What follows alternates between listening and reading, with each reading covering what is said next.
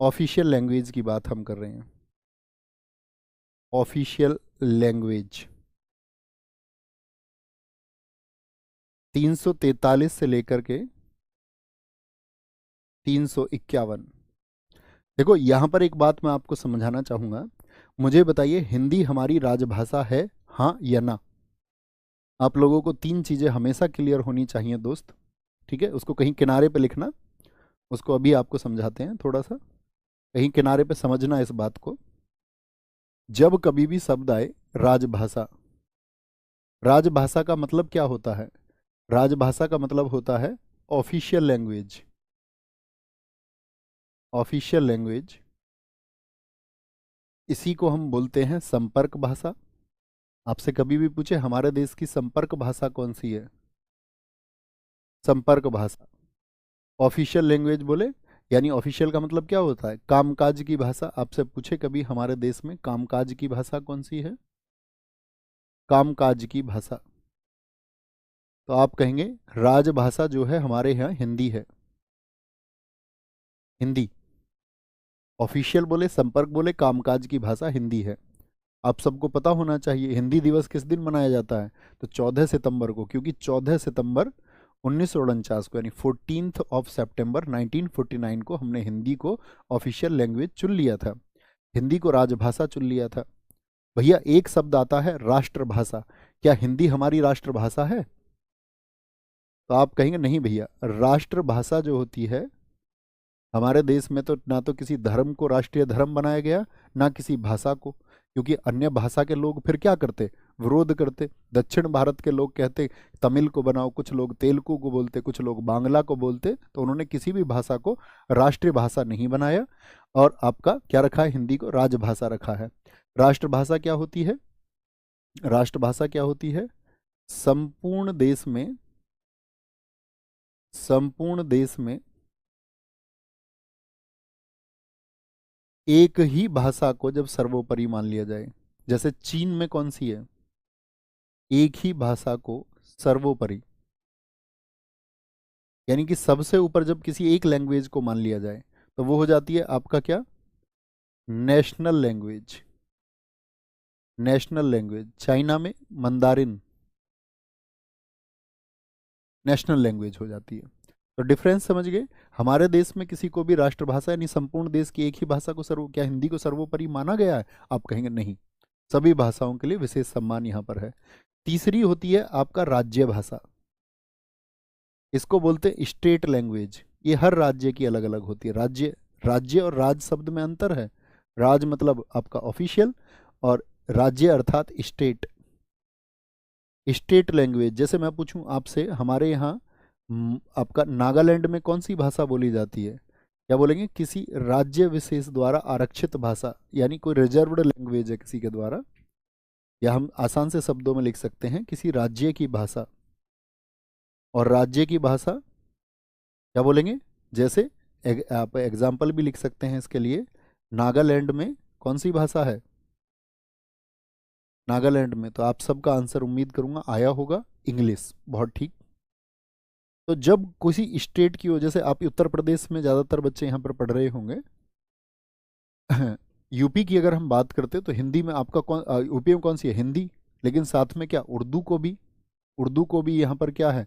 Second language का, लेकिन वो सेकंड स्टेट लैंग्वेज है। तो राज्य की भाषाएं होंगी तो आपका स्टेट लैंग्वेज। जब पूरे देश में एक ही भाषा सर्वोपरि तो नेशनल लैंग्वेज। लेकिन क्या बोलेंगे आपका, जब देश में कोई नेशनल लैंग्वेज ना हो और आपका किसी एक लैंग्वेज को क्या बोलते हैं? आपका ऑफिशियल लैंग्वेज बनाया जाता है, ताकि उसको हम बोलेंगे कि ये क्या है? हमारी राजभाषा है। राष्ट्रभाषा उसको हम नहीं कहेंगे। बात क्लियर है? बात क्लियर है? एक बार बताएंगे। राजभाषा और राष्ट्रभाषा के बीच का अंतर समझ गए? तो कभी भी नहीं कहना है कि हिंदी हमारी राष्ट्रभाषा है। क्या कहेंगे? हिंदी हमारी राजभाषा है। भाग 17 में किसके बारे में बताया गया? राजभाषा।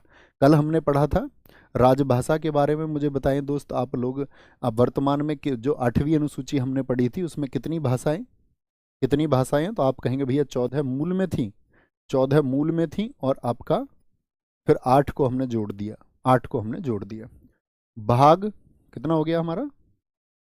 भाग 17 हो गया। भाग 18, भाग 18 पार्ट 18, इसमें क्या बताए गए हैं? इसमें बताए गए हैं आपात उपबंध।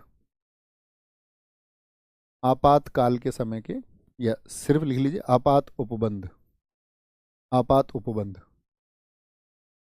अर्थात इमरजेंसी प्रोविजंस इसमें बताए गए हैं। इमरजेंसी के प्रोविजंस इसमें, हमारे देश में कितने तरह के आपातकाल हैं? आपातकाल, तो आप बोलेंगे भैया हम पढ़ेंगे इनको चल के आगे, जब हम भाग 18 को पढ़ेंगे। तो जल्दी नहीं करनी है आपको सीखने में कि भैया मुझको तो एक ही दिन में जानना है। दरअसल में जो एक दिन में जानना चाहता है वो कुछ नहीं जान पाता है, कुछ भी नहीं।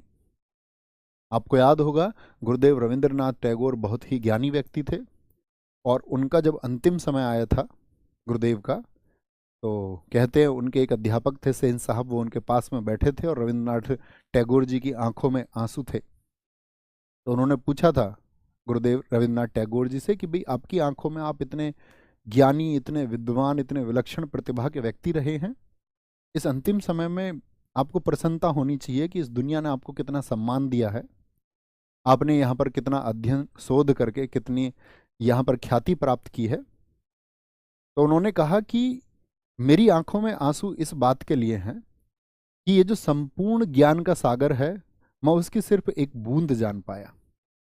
तो कभी भी जब आप कुछ जान पाए, तो एक तो पहली बात तो ये गुरुदेव रविंद्रनाथ टैगोर के इन शब्दों को याद रखना कि घमंड नहीं करना है।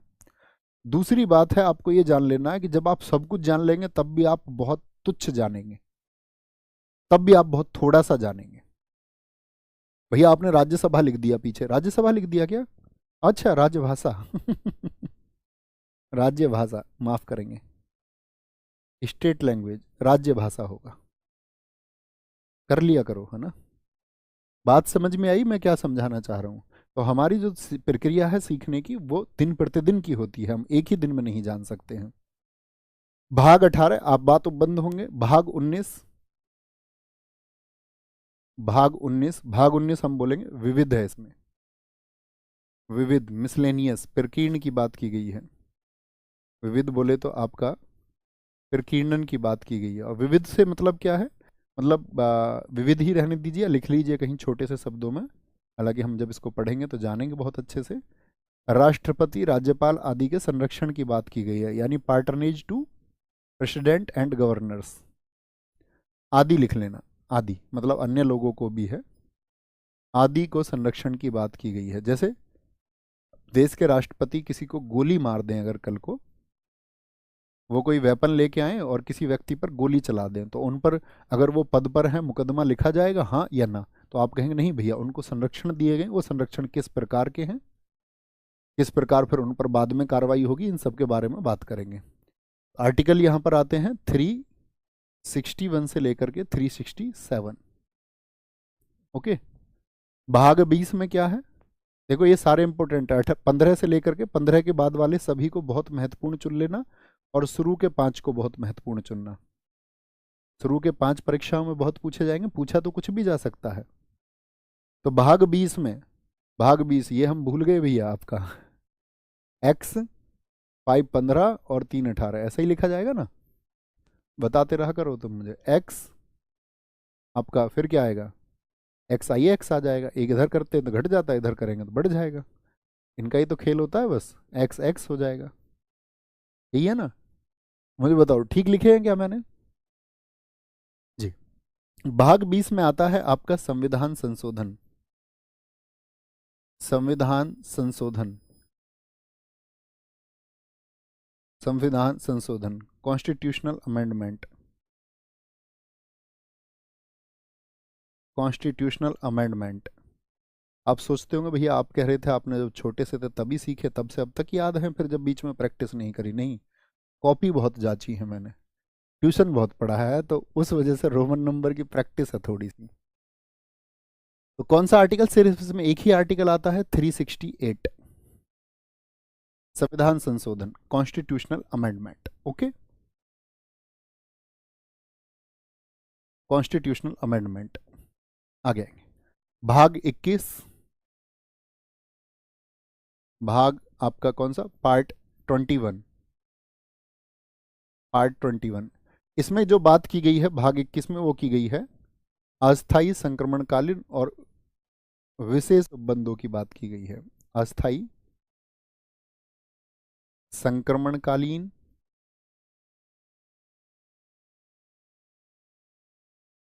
और विशेष उपबंध।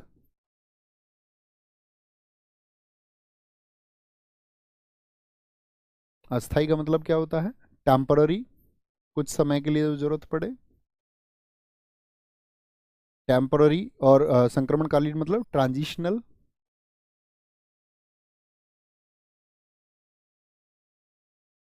एंड स्पेशल प्रोविजंस, किसी भी प्रकार के विशेष उपबंध की यदि हमको आवश्यकता होगी तो वो भाग 21 में होगा।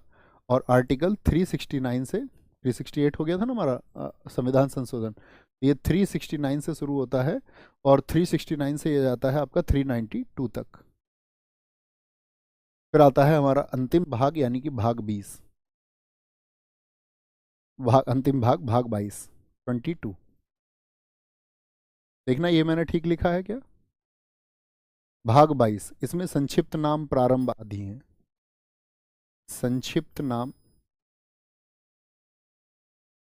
कोई भी प्रारंभ आदि हैं, इन सबको हम पढ़ेंगे आगे चल के क्या इनमें वर्णन दिए गए हैं।